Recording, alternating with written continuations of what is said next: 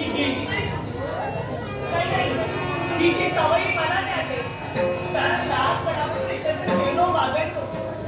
मला ती इतरभूत एकमेकांना कथन करण्यासाठी तत्पर झाली. पण अद्यापही आली नाही.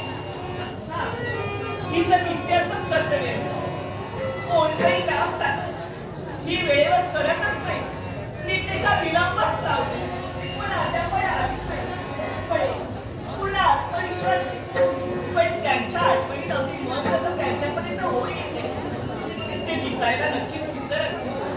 त्या अगदी माझ्या भिक्षुदेवतेपर्यंत मग ती नक्कीच शूरवीर आहे, यात कोणतीही शंका नाही. आणि परवाच्या शुभमुहूर्तावर माझा अगदी त्यांच्याशी विवाह देखील करलाय. आणि हाच आनंद, हाच गोडवा असाच कायम राहतो, हीच प्रार्थना आहे भगवंता.